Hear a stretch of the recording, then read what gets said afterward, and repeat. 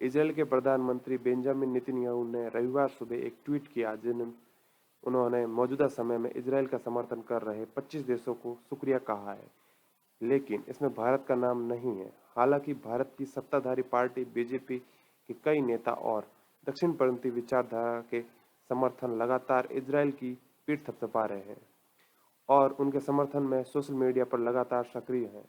Netanyahu ने अपने tweet में सबसे पहले अमेरिका, फिर Albania, Australia, Austria, Brazil, Canada, Colombia, Cyprus, Georgia, Germany, Hungary, Italy, Slovenia और यूक्रेन समेत कुल 25 देशों का जिक्र किया है। उन्होंने लिखा है कि आतंकवादी हमले के खिलाफ आत्मरक्षा के अधिकार का समर्थन करने और इजरायल के साथ मजबूती से खड़े होने के लिए आप सभी का धन्यवाद। भारत का कोई नाम बयान में नहीं था। भारत में सिर्फ इजरायल नहीं बल्कि फिलिस्तीनियों के समर्थन में भी ट्वीट किए जा रहे हैं। मौजूदा विवाद पर भारतीयों के विचार बटे हुए दिख रहे हैं। वहीं भारत के विदेश मंत्रालय की तरफ से इजरायल और फिलिस्तीनियों के बीच पिछले कुछ दिनों में से चल रही हिंसा पर कोई आधिकारिक बयान नहीं आया है। हालांकि संयुक्त राष्ट्र में भारत के स्थायी प्रतिनिधि टी.एस. तिरुमूर्ति ने 11 मई को सुरक्षा परिषद की बैठक में पूर्वी यरूशलेम की घटनाओं के बारे में मध्य पूर्व पर संयुक्त राष्ट्र सुरक्षा परिषद की चर्चा के दौरान कहा था कि दोनों पक्षों को जमीन पर यथास्थिति बदलने से बचना चाहिए। 12 मई को संयुक्त राष्ट्र सुरक्षा परिषद परामर्श के दौरान तिरुमूर्ति ने कहा कि भारत हिंसा की निंदा करता है, विशेषकर गजा के से रॉकेट हमले की, और उन्होंने कहा कि तत्काल हिंसा खत्म करने और तनाव घटाने की जरूरत है।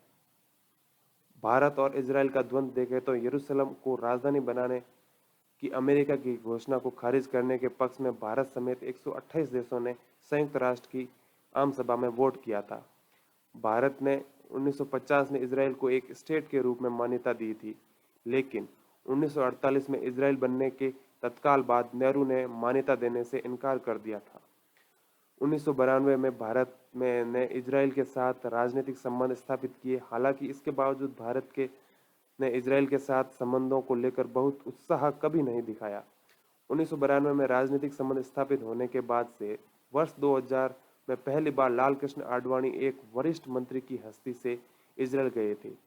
उसी साल आतंकवाद पर एक Indo Israel joint working group का गठन किया गया था। साल 2003 में तत्कालीन राष्ट्रीय सुरक्षा सलाहकार ब्रिजेश मिश्र ने अमेरिकी यहूदी कमेटी में एक भाषण दिया और उन्होंने इस्लामिक आतंकवाद अतिवाद से लड़ने के लिए भारत, इजरायल और अमेरिका के साथ आने की वकालत की थी। साल 2004 में जब कांग्रेस सत्ता में आई तो इजरायल भारत संबंध सुर्खियों से गायब हो गए। हालांकि ऐसा नहीं है कि दोनों देशों के संबंध में कोई कड़वाहट आई। मुंबई में आतंकी हमले के बाद इजरायल और भारत के बीच रक्षा सौदे गहरे हुए। वर्षों में भारत इजरायल को खुलकर गले लगाने में प्रवेश करता रहा। भारत का अरब देशों से काफी अच्छे संबंध रहे हैं। क्यों? और इस कारण कि इजरायल के साथ खुलकर आगे बढ़ने में भारत संकोच करता रहा है। हालांकि पहली बार किसी भारतीय प्रधानमंत्री के रूप में नरेंद्र मोदी ने 2017 में इजरायल का दौरा किया था। इसके बाद से इजरायल और भारत के संबंधों में और करीबी आई। भारत अरब देशों की दोस्ती की कीमत पर इजरायल से रिश्ते कायम करने से बचता रहा है। भारत के वाणिज्यिक मंत्रालय के अनुसार साल 2016-17 में अरब देशों के साथ व्यापार 121 अरब डॉलर का था। ये भारत के कुल व्यापार का 18.25% हिस्सा है। वहीं इजरायल के साथ भारत का व्यापार 5 अरब डॉलर का है, जो कि कुल व्यापार का 1% हिस्सा भी नहीं है। भारत के इजरायल के साथ सुरक्षा संबंध काफी गहरे हैं, जबकि अरब के देश रोजगार, विदेशी मुद्रा और ऊर्जा के लिहाज से काफी अहम है। नेतन्याहू बोले, हमले जारी रहेंगे। एक अन्य ट्वीट में नेतन्याहू ने कहा कि पिछले एक सप्ताह में बहुत से इजरायली नागरिकों को मजबूरन कैंपों में शरण लेनी पड़ी। कई इजरायली मारे गए हैं, बहुत लोग घायल हुए हैं। हम और आप सभी यह जानते हैं कि कोई भी देश इसे बर्दाश्त नहीं करेगा। इजरायल तो इसे कतई बर्दाश्त नहीं करेगा। हमने हमास के चरमपंथियों द्वारा किए गए हमलों पर पूरी ताकत से जवाब दिए हैं और ये जारी रहेगा जब तक हमारे लोगों की सुरक्षा सुनिश्चित नहीं कर ली जाती। हमने इस दौरान हमास के दर्जनों चरमपंथियों को मारा है और हमास के सैकड़ों ठिकानों पर हमले किए हैं। मैं दुनिया को बताना चाहता हूं कि हमारा दोहरा युद्ध अपराध कर रहा है।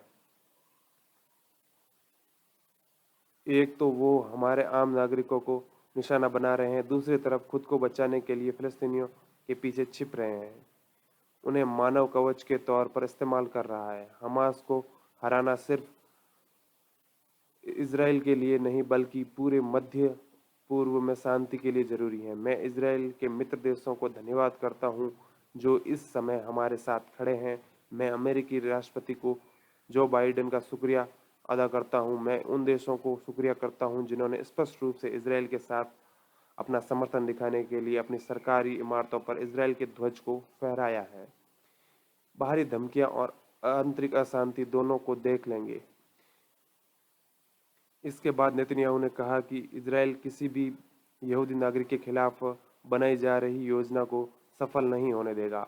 हम यहूदी नागरिकों को मरने के लिए नहीं छोड़ सकते, न ही उन्हें इन अरब गैंग्स के डर में जीने के लिए छोड़ सकते हैं। हम इनके साथ हैं। इसके अलावा हम किसी भी यहूदी नागरिक को निर्दोष अरब लोगों के खिलाफ अपराध नहीं करने देंगे। किसी तरह का दंगा बर्दाश्त नहीं किया जाएगा। मैं दोहराता हूं कि इजराइल एक यहूदी और लोकतांत्रिक देश है। यहाँ जो भी लोग रहते हैं उनके लिए कानून सबसे ऊपर है। हमें विश्व के विश्वास है कि इजराइल बाहरी धमकियों और आंतरिक अशांति दोनों से बखूबी निपट लेगा। मुझे अपनी सेना पर पूरा विश्वास है। मैं मानता हूं कि जल्द ही यह सब खत्म होगा और हम पहले से भी मजबूत होकर उभरेंगे। भारत में प्रतिक्रिया। नेतन्याहू की ऐसी बयानबाजी को भारत में दक्षिणपंथी वर्ग द्वारा काफी सराहा जाता है। दक्षिणपंथी विचारधारा के समर्थक नेतन्याहू को मध्य पूर्व में एक हीरो की तरह देखते हैं। पिछले कई दिनों से भारत में भी I stand with Israel hashtag का काफी प्रयोग हुआ है। सत्ताधारी पार्टी बीजेपी के कुछ बड़े नेताओं ने भी इसके माध्यम से इजराइल के प्रति अपना समर्थन जाहिर किया है। बिहार बीजेपी के अध्यक्ष डॉक्टर संजय जायसवाल ने ट्वीट कर लिखा है कि हर देश को आत्मरक्षा का अधिकार है, मैं इजराइल के साथ हूं। कुछ अन्य नेताओं ने भी इसी तरह के ट्वीट किए हैं, लेकिन कांग्रेस पार्टी के दलित विंग के इस पर तंज किया है और उन्होंने लिखा है hashtag I stand with Israel और hashtag I support Israel hashtag के साथ भारत में अन्य भक्त दिन भर सैकड़ों ट्वीट कर रहे हैं और उधर इजराइल के पीएम ने उनके समर्थन को कोई तवज्जो भी नहीं दी। भक्तों के लिए तो बेगानी शादी में अब्दुल्ला दीवाना वाली स्थिति हो गई है। ऐसे कैसे विश्व गुरु बनोगे भक्तों। असमंजस की स्थिति। पिछले कुछ सालों में इजराइल से भारत की नजदीकियां काफी हद तक बढ़ी हैं। जुलाई 2017 में नरेंद्र मोदी 70 सालों में इजराइल का दौरा करने वाले भारत के पहले प्रधानमंत्री बने।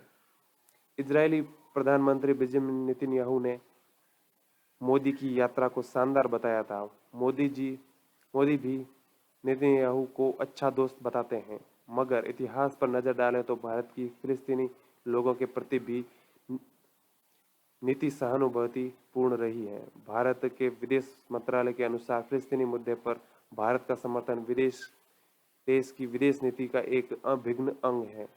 1974 में भारत फिलिस्तीन मुक्ति संगठन को फिलिस्तीनी लोगों के एकमात्र और वैध प्रतिनिधि के रूप में मान्यता देने वाला पहला गैर अरब देश बना था। तो जाहिर है कि इजराइल और फिलिस्तीनी के बीच चल रहा हिंसक संघर्ष भारत के लिए एक असमंजस की स्थिति पैदा करता है। धन्यवाद।